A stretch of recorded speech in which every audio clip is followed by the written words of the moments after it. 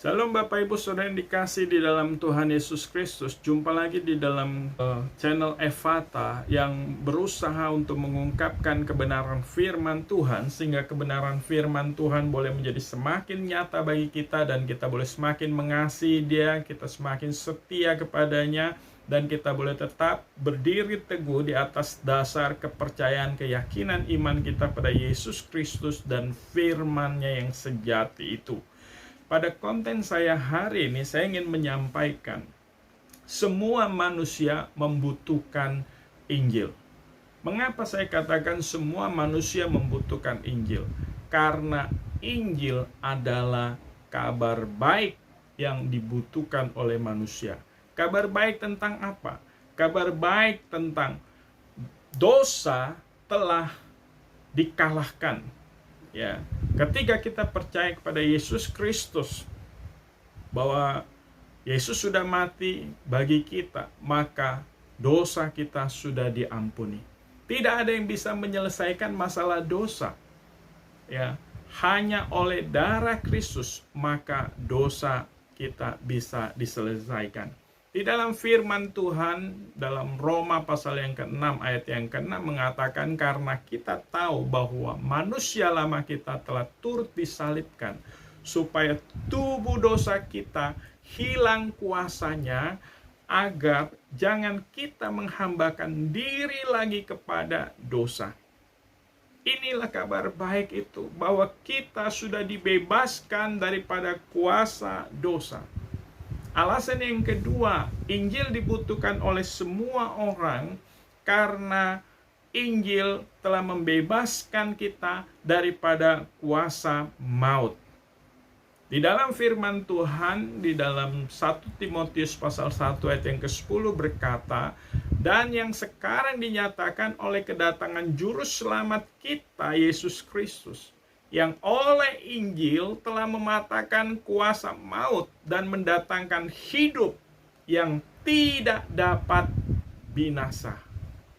Manusia memerlukan keselamatan supaya tidak binasa, maka kuasa maut telah dipatahkan oleh Injil Kristus Yesus melalui kematian, kebangkitan, kenaikan, dan kedatangan yang kedua kali.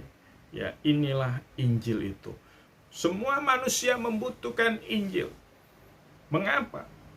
Karena kita tahu melalui Injil Kristus Yesus, iblis telah dipatahkan. Firman Tuhan di dalam Ibrani pasal yang kedua ayat yang ke-14 berkata, karena anak-anak itu adalah anak-anak dari darah dan daging, maka ia juga menjadi sama dengan mereka dan mendapat bagian dalam keadaan mereka, supaya oleh kematiannya ia memusnahkan dia, yaitu iblis, yang berkuasa atas maut. Semua manusia membutuhkan Injil karena iblis telah dipatahkan. Kuasa iblis telah dihancurkan. Dosa telah dipatahkan. Maut telah dikalahkan. Semua manusia membutuhkan Injil karena hanya di dalam Injil Yesus Kristuslah yang memberikan hidup yang kekal bagi saudara dan saya. Tidak ada jaminan di dalam dunia ini yang bisa memberikan hidup yang kekal, hanya di dalam Injil Yesus Kristus. Maka semua manusia membutuhkan Injil di dalam hidup mereka. Firman Tuhan di dalam Roma pasal 5 ayat 9 dan ayat yang ke-10 berkata, lebih-lebih karena kita sekarang telah dibenarkan oleh darahnya, kita pasti akan diselamatkan dari murka Allah. Sebab jikalau kita ketika masih seteru diperdamaikan dengan Allah oleh kematian anaknya, lebih-lebih kita yang sekarang telah diperdamaikan pasti diselamatkan oleh hidupnya. Ada dua kali kata pasti. Ya, keselamatan di dalam Yesus Kristus, ketika kita percaya kepada Injil Kristus, maka kita pasti diselamatkan. Yohanes pasal 14 ayat yang ke-6, Yesus mengatakan, "Akulah satu-satunya jalan keselamatan dan hidup, dan tidak ada seorang pun yang datang kepada Bapa di surga kalau tidak melalui aku." Tidak ada orang yang berani mengklaim dirinya seperti Yesus Kristus. Ketika kamu percaya, kamu pasti akan diselamatkan. Hanya di dalam Yesus Kristus. Manusia membutuhkan Injil, karena di dalam Injil ada keselamatan. Manusia membutuhkan Injil, karena ketika kita percaya kepada Injil Yesus Kristus, maka hukuman kekal tidak lagi ditimpahkan. Mengapa? Karena hukuman itu telah ditimpahkan kepada Yesus Kristus yang telah menanggung dosa-dosa kita di atas kayu salib. Maka kita telah dibebaskan daripada hukuman kekal. Waktu kita percaya, menerima Dia sebagai Tuhan dan Juru Selamat di dalam hidup kita. Wahyu pasal yang ke-20, ayat 14 sampai ayat yang ke-15 mengatakan demikian. Lalu maut dan kerajaan maut itu dilemparkan ke dalam lautan api. Inilah yang kita kenal dengan neraka. Itulah kematian yang kedua, lautan api.